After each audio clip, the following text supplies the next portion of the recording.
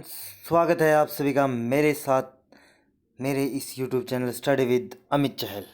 Good morning all of you. Good morning. दरअसल दोस्तों good morning जो वर्ड है ना, उसी में आपके लिए क्या है, एक इंस्पिरेशन जो थॉट जो है क्या है मिलता है।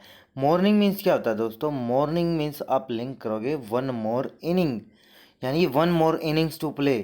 ठीक है ना? अगर आपने जो भी कुछ आप कल करना चाहते थे और आप नहीं कर पाए बाय चांस, तो आज आपको जो नई सुबह मिली है तो आपने नए तरीके से उन चीज़ों को क्या है स्टार्ट करना। तो वन मोर इनिंग का मतलब क्या है? मॉर्निंग। क्लियर है? ठीक है भाई। तो आज है 16 सितंबर 2020। 16 सितंबर 2020 से बनने वाले जितने भी डेली करंट अफेयर के क्वेश्चन हैं उनके बारे में हम डिस्कस करेंगे। और जो करंट अफेयर क्लासेस है वो दोस्तों वो किसी भी एग्ज़ाम के लिए मोस्ट इंपॉर्टेंट पार्ट होती है, चाहे वो आपका दिल्ली पुलिस का एग्ज़ाम हो या आने वाले एनटीपीसी रेलवे ग्रुप डी के एग्ज़ाम हो या फिर यूपीएससी जो प्रीलिम्स है उसके लिए हो। ठीक है ना? तो किसी भी एग्ज़ाम के लिए जहाँ पे जीके जो मेजोरिटी में होती है वो इम्पोर्टेंट पार्ट होता है आपका करंट अफेयर सेक्शन। क्लियर है? और अगर आप चैनल पर नए आए तो चैनल को सब्सक्राइब कर लें भाई। स्टार्ट करते हैं। लास्ट डे का क्वेश्चन था हमारा,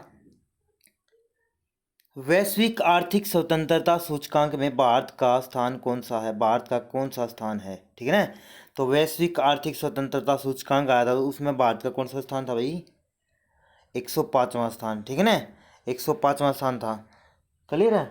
किसका भाई? किसमें? वैश्विक आर्थिक स्वतंत्रता सूचकांक में। क्लियर है? और इसका जवाब क्या है? एक अंकुश नाम के लड़के ने दिया भाई, बहुत अच्छा जवाब दिया है। और कल बाई मिस्टेक में नाम तो उसी का ले रहा था और गलती से और किसी का नाम लिया गया। ठीक है ना? तो भाई अंकुश एक लड़का है, वो काफ़ी अच्छे जवाब देता है। और मैं तो आपसे भी रिक्वेस्ट करता हूँ, अगर आप वीडियो को पूरा देखते हो तो क्वेश्चन जो मैं डेली पूछता हूँ तो उसका जवाब दिया करो, डिटेल में दिया करो। क्लियर ना? उससे आपकी नॉलेज बढ़ेगी। ठीक है ना? क्लियर है भाई? तो स्टार्ट करते हैं। क्वेश्चन हमारा आज का, हाल ही में किस राज्य सरकार ने गरिमा नामक योजना का शुभारंभ किया?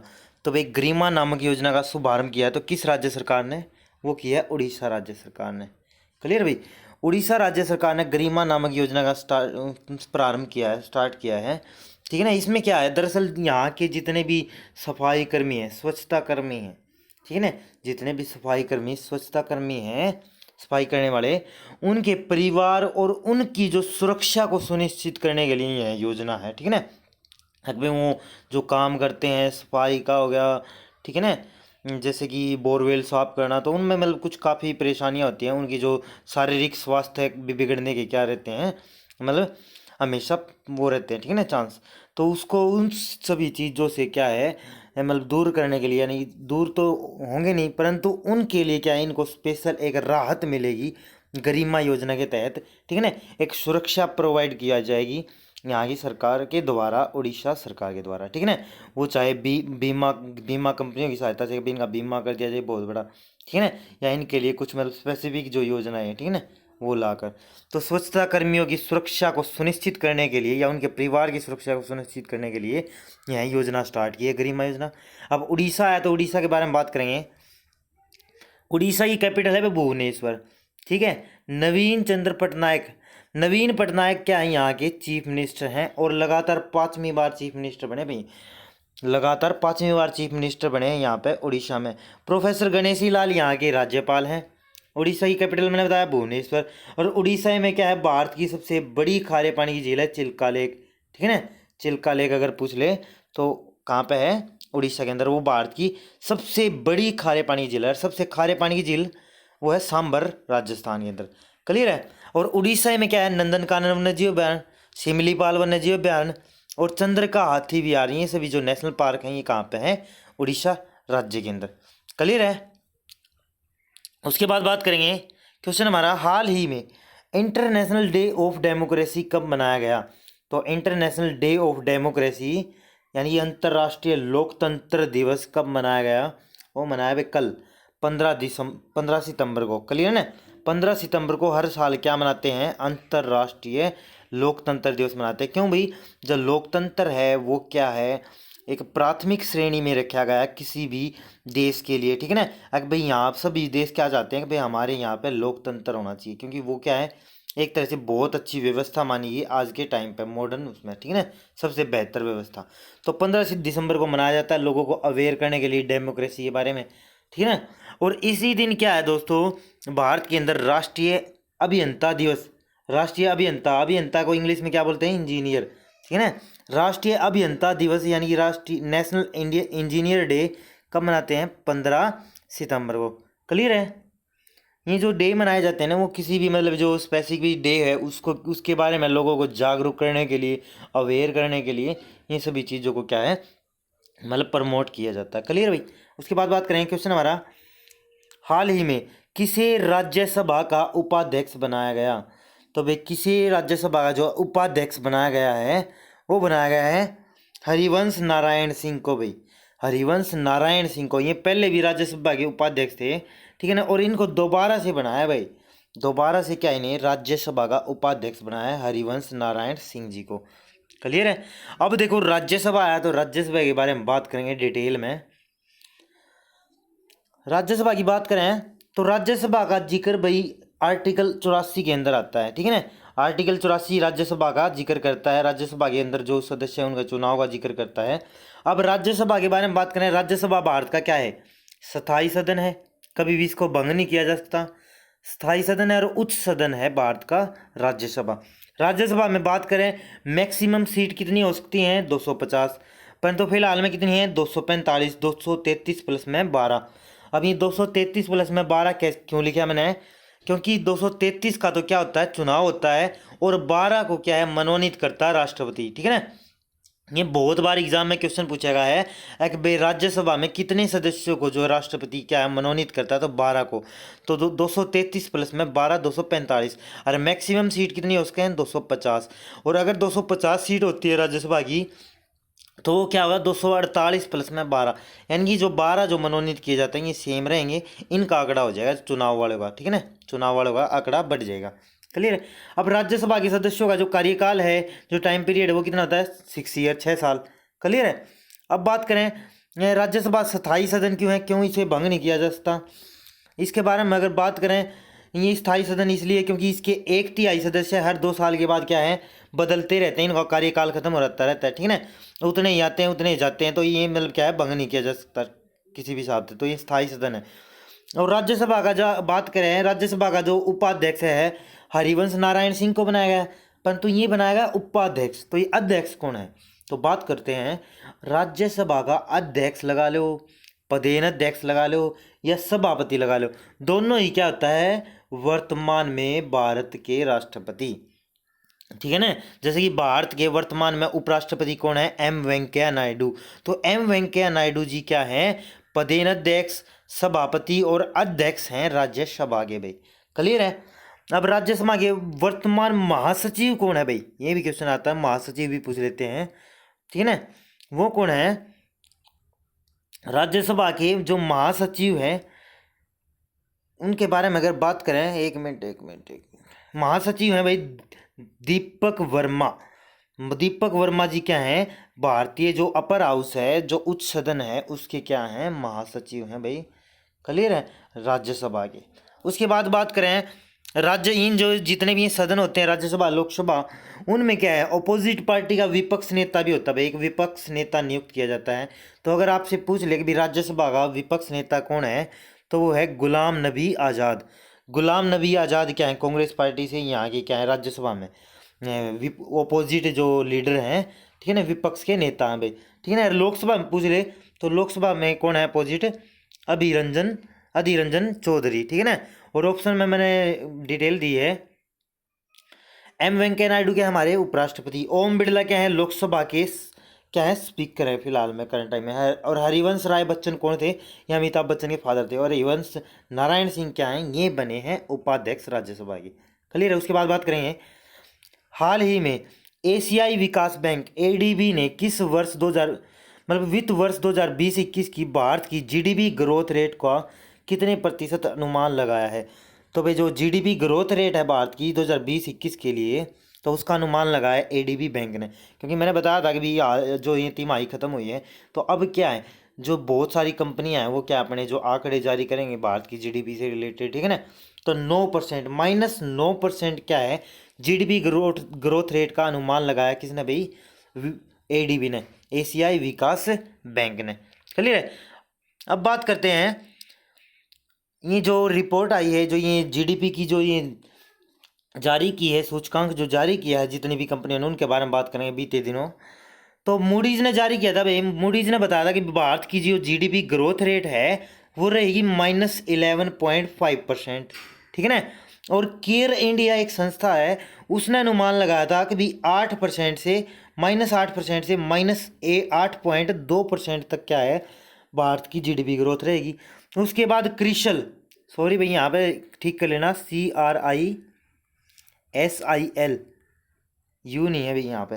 क्रिशल के द्वारा क्या है भारत की जीडीपी का अनुमान लगाया था 9%, और 9% किसके द्वारा लगाया है, एडीबी बैंक के द्वारा, ठीक है ना। तो ये सभी जो आपने ये जो आंकड़े याद रखने हैं, पूछ लिए जाएंगे एग्जाम में, मोस्ट इंपॉर्टेंट है जो हाल फिलहाल के, ठीक है ना।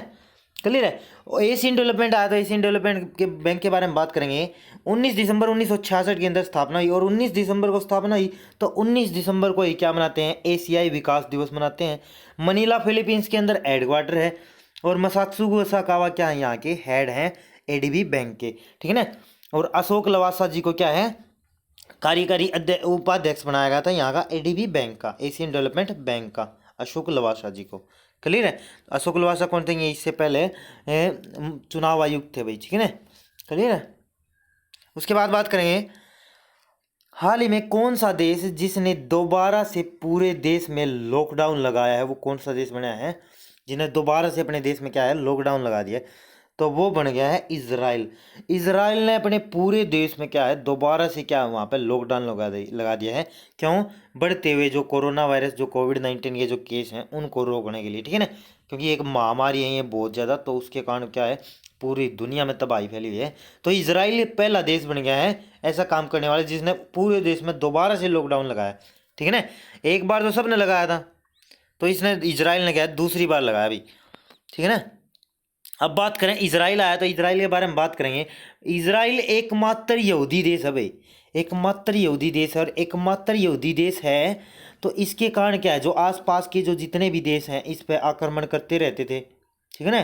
जो पुराने समय में क्या है हमेशा इजराइल के ऊपर अटैक करते रहते जितनी भी मुस्लिम कम्युनिटी है और दूसरे देश हैं इजराइल को कब्जाने के लिए, क्योंकि एकमात्र यहूदी देश है। परंतु इजराइल आज के टाइम पे इतना ताकतवर देश बन गया है, ठीक है ना। तो इससे मतलब ये एक महाशक्ति बन गया है। क्लियर है। क्योंकि इन्होंने अपने यहाँ पे बहुत सारा इन्वेस्ट किया है हर चीज़ के ऊपर, एजुकेशन हो गया, ठीक है ना, या फिर जो अंतरिक्ष से रिलेटेड, सो स्पेस से रिलेटेड हो गया, या जो रक्षा सुरक्षा से रिलेटेड हो गया, ठीक है ना। अब बात करें, इजराइल की कैपिटल है यरूशलेम, इसको जेरूशलेम भी बोल देते हैं। न्यूज़ स्केल यहाँ की मुद्रा है। बेंजामिन नेतन्याहू क्या है यहाँ के पीएम है, प्रधानमंत्री है। क्लियर है। उसके बाद बात करेंगे, हाल ही में शाहरुख खान की पत्नी गौरी खान ने अपनी पहली पुस्तक किस नाम से लॉन्च करने की घोषणा की है। तो इन्होंने अपनी ये पहली पुस्तक जारी करेंगी 2021 के अंदर, ठीक है ना। उनका नाम है भाई माई लाइफ माई डिज़ाइन, ठीक है ना। My life my design, sorry भाई यहाँ पे इन कर लेना, माई लाइफ इन डिज़ाइन, ये पुस्तक का नाम था। दोनों सेम हो गए ना option, my life in my design, ठीक है ना। माई लाइफ इन कर देना बस माई की जगह, तो माई लाइफ इन डिज़ाइन। तो ये पुस्तक है जो 2021 में लॉन्च करेंगे, जो शाहरुख खान की जो पत्नी है गौरी खान जी। क्लियर है। अब ये लॉन्च करेंगी, अब ये लॉन्च जो करेंगे इनको पब्लिश कौन करेगा, पब्लिश किसके द्वारा किया जाएगा इस पुस्तक को, इसको पब्लिश किया जाएगा पेंगुइन रैंडम हाउस इंडिया, ठीक है ना। एक पब्लिश हाउस है पेंगुइन रैंडम हाउस इंडिया, ये 2021 में इस पुस्तक को लॉन्च करेगा माई लाइफ इन डिज़ाइन। और जो शाहरुख खान की जो ये पत्नी है जो गौरी खान, ये बहुत ही जो फेमस क्या है डिज़ाइनर है भाई। क्लियर है। तो इन्होंने इसीलिए क्या है इसके बेस पे अपनी पुस्तक लॉन्च करेंगी my life in design. Clear है। शाहरुख खान जाने माने एक्टर है भाई, ठीक है ना, आपको पता होगा, खान साहब। उसके बाद बात करेंगे, हाल ही में चीन ने पीले सागर से कितने उपग्रहों का सफलतम परीक्षण किया है। तो भाई जो चाइना है उसने पीले सागर से क्या है कितने उपग्रह जो सैटेलाइट है उनको लॉन्च किया है, सफलतम परीक्षण किया है, तो 9 उपग्रहों का क्या है सफलतम परीक्षण किया चाइना ने पीले सागर से, ठीक है ना। अब बात करते हैं इसके बारे में डिटेल में। यह जो इन जो 9 उपग्रह लॉन्च किए हैं, तो लॉन्च करने के लिए एक लॉन्चिंग पैड भी होता है भाई, लॉन्चिंग सैटेलाइट भी होता है, व्हीकल सैटेलाइट व्हीकल जैसे वो बोलते हैं। तो जो चाइना का जो सैटेलाइट व्हीकल है ना उसका नाम है भाई लॉन्ग मार्च, यानी लॉन्ग मार्च की सहायता से चाइना ने 9 उपग्रहों का क्या है सफलतापूर्ण परीक्षण किया है, ठीक है ना। जैसे कि भारत में GSLV है ना, GSLV, तो उसी प्रकार क्या है चाइना में क्या है लॉन्ग मार्च। अब बात करें जो ये रॉकेट है, जो ये रॉकेट व्हीकल है, इसका पूरा नाम पूछ लिया जाए तो लॉन्ग मार्च 11HY2, लॉन्ग मार्च 11HY2, ये इसका पूरा नाम है रॉकेट का, ठीक है ना, जिसकी सहायता से क्या है ये उपग्रह को लॉन्च किया, 9 उपग्रहों को चीन ने। अब चीन आया तो चीन के बारे में बात करें, चीन की कैपिटल है भाई बीजिंग, ठीक है। चीन की करेंसी क्या है रेनमिनबी और युआन। जैसे कि भारत में रुपया और पैसा है ना, तो उसी प्रकार यहाँ पे दो करेंसी है, रेनमिनबी और छोटी करेंसी है युआन। परंतु चाइना बड़ा शातिर देश है, क्यों भाई, क्योंकि एक इंटरनेशनल करेंसी है, इंटरनेशनल करेंसी कौन सी है डॉलर, ठीक है ना। और जब डॉलर के मुकाबले जब भी मतलब इसकी कोई भी जो करेंसी है, इन दोनों में से कोई भी एक करेंसी डाउन आती है तो दूसरी करेंसी चेंज कर लेता है अपनी, ठीक है ना। तो बहुत शातिर देश है। तो राष्ट्रपति के बारे में बात करें तो सी जिनपिंग यहाँ के राष्ट्रपति हैं। और कल ही मैंने एक क्वेश्चन करवाया था, एक भाई जो चाइना ने भारत के 10,000 जो बड़े बड़े जो वो मिनिस्टर हैं या बड़े बड़े पद पे जो खिलाड़ी हैं, कुछ भी एक्टर हैं, उन सभी भी की क्या है कई सालों से जासूसी कर रहा था, तो ऐसा देश है बने हैं, ठीक है ना। एक रिपोर्ट आई थी, ठीक है ना भाई, कल ही बताया था मैंने इसके बारे में डिटेल में। और चाइना क्या है दुनिया में सबसे ज़्यादा आबादी वाला देश भी है भाई, क्लियर ना, एक बहुत सुप्रीम पावर है भाई आज के टाइम पे, ठीक है ना। उसके बाद बात करें, हाल ही में विश्व बैंक के कार्यकारी निर्देशक को कौन बनाए गए हैं। तो भाई जो कार्यकारी निर्देशक जो बनाए गए हैं वो कौन बनाए गए हैं विश्व बैंक के, तो वो बनाए गए हैं राजेश खुल्लर। राजेश खुल्लर जी को क्या है वर्ल्ड बैंक का कार्यकारी निर्देशक नियुक्त किया गया है मंत्रिमंडल के द्वारा, ठीक है ना, भारत की तरफ से, ठीक है ना। अब राजेश खुल्लर कौन है, ये है भाई मनोहर लाल खट्टर जो कि हरियाणा के चीफ मिनिस्टर हैं, उनके क्या हैं प्रधान सचिव हैं भाई। मनोहर लाल खट्टर जी के क्या हैं प्रधान सचिव हैं। और ये 1988 बैच के IAS ऑफिसर है भाई, 1988 बैच के IAS ऑफिसर भी हैं राजेश खुल्लर, क्लियर है। अब वो क्या बनाया गया इन्हें, जो वर्ल्ड बैंक है उसका क्या है कार्यकारी निर्देशक नियुक्त किया गया मंत्रिमंडल के द्वारा। अब वर्ल्ड बैंक आया तो वर्ल्ड बैंक के बारे में बात करेंगे। वर्ल्ड बैंक की स्थापना हुई भाई 1944 के अंदर, वाशिंगटन DC जो कि कैपिटल है अमेरिका की, वहाँ पे हेडक्वार्टर है, ठीक है ना। और डेविड मालपास यहाँ के क्या हैं हेड हैं भाई विश्व बैंक के, क्लियर है वर्ल्ड बैंक के। उसके बाद बात करें, हाल ही में किस राज्य के मुख्यमंत्री ने कोरोना विजय रथ का शुभारंभ किया है। तो कोरोना विजय रथ का शुभारंभ किया है तो किसी राज्य के जो CM ने किया है वो किया है भाई छत्तीसगढ़। छत्तीसगढ़ राज्य के मुख्यमंत्री ने क्या है जो कि भूपेश बघेल हैं, उन्होंने क्या है विजय रथ, कोरोना विजय रथ नामक जो क्या है कि शुभारंभ किया है। कोरोना विजय रथ को जो हरी झंडी दिखाई एक तरह से, ठीक है ना, वो क्या करेगा उससे क्या होगा लोगों को जागरूक किया जाएगा भाई कैसे आपने इस महामारी से बचना है, क्योंकि ये बहुत तेजी से जो लास्ट स्टेज चली हुई है भारत के अंदर भी, ठीक है ना, बिल्कुल लास्ट स्टेज चली हुई है कोरोना वायरस की, ठीक है ना, बहुत जल्द मेडिसिन भी बन जाएगी, ठीक है ना। तो भाई छत्तीसगढ़ के मुख्यमंत्री ने ये पहल शुरू की है, कोरोना विजय रथ को शुरू किया, ठीक है ना। उसके बाद बात करें छत्तीसगढ़, छत्तीसगढ़ की कैपिटल है भाई रायपुर, ठीक है ना। छत्तीसगढ़ की कैपिटल क्या है रायपुर। दरअसल यहाँ पे छत्तीसगढ़ में दो शहर हैं जिनका नाम है रायपुर, एक तो है रायपुर, एक का नाम है नया रायपुर। और जिस शहर का नाम नया रायपुर था उसका नाम बदल के अटल नगर कर दिया, ठीक है ना। राजधानी तो क्या है रायपुर, और एक और शहर है यहाँ पे नया रायपुर जिसका नाम बदल के क्या कर दिया है अटल नगर कर दिया गया भाई, ठीक है ना। भूपेश बघेल यहाँ के चीफ मिनिस्टर हैं, अनुसुईया उइके यहाँ की क्या है राज्यपाल हैं भाई, क्लियर है। उसके बाद बात करें, हाल ही में केंद्र सरकार ने किस वस्तु के निर्यात पर तत्काल से रोक लगाई है, मोस्ट इंपोर्टेंट क्वेश्चन है भाई। तो भाई तत्काल से जो निर्यात था जो दूसरे देशों में मतलब उन चीज़ों को जो बेचा जाता था, ठीक है ना, क्लियर है, तो उस पर रोक लगा दी है पूर्ण तरीके से। तो किस चीज़ पे वो लगा दी है प्याज पे। बड़ा इंटरेस्टिंग क्वेश्चन है। देखो प्याज एक बहुत मतलब एक घरेलू जो वस्तु है जो हर घर में यूज़ होती है नॉर्मली, ठीक है ना। और प्याज के निर्यात पर रोक लगा दी क्योंकि प्याज के जो शॉर्टेज लगी रहती है भारत के अंदर, ठीक है ना, जिसके कारण क्या होता है प्याज के जो स्टोरेज हो जाता है बहुत ज़्यादा मात्रा में लोग स्टोर कर लेते हैं, और जब प्याज महंगा हो जाता है तो उस टाइप का, ठीक है ना। तो मतलब प्याज की कमी ना पड़े भारत के अंदर, जो कंजम्पशन है प्याज की ओनियन की उसकी कमी को दूर करने के लिए आया है तत्काल तुरंत क्या है, निर्यात पर रोक लगा दिया कि भाई हम नहीं बाहर बाहर नहीं भेजेंगे प्याज को। क्लियर है? ठीक है ना? ये बहुत अच्छा जो इनिशिएटिव है, बहुत अच्छा कदम है, क्योंकि उससे देखो भाई महंगाई कम होगी कि नहीं। ठीक है ना? प्याज की कीमत बढ़ती चली जाती है बहुत बार। तो प्याज पे रोक लगा दिया। और प्याज एक ऐसी चीज़ है इससे मतलब उलट फेर भी आ जाता है बहुत बार। ठीक है ना? मतलब सरकारें हिल जाती हैं। क्लियर है भाई? तो प्याज एक ऐसी चीज़ है जब इसका दाम बढ़ता है ना, क्योंकि बहुत घरेलू चीज़ है, हर घर में यूज़ होती है। क्लियर है? उसके बाद बात करें, आपके लिए क्वेश्चन है भाई आज का, जिसका आपने जवाब देना है। वर्तमान में भारत के मुख्य चुनाव आयुक्त कौन है? तो भाई जो चीफ इलेक्शन कमीशन कौन है भारत के, उनका उसका आपने जवाब देना है कमेंट सेक्शन के अंदर। ठीक है ना? और कम सभी कमेंट किया करो भाई। ठीक है ना? तो ये थी दोस्तों आज की वीडियो। तो कैसी लगी आपको वीडियो?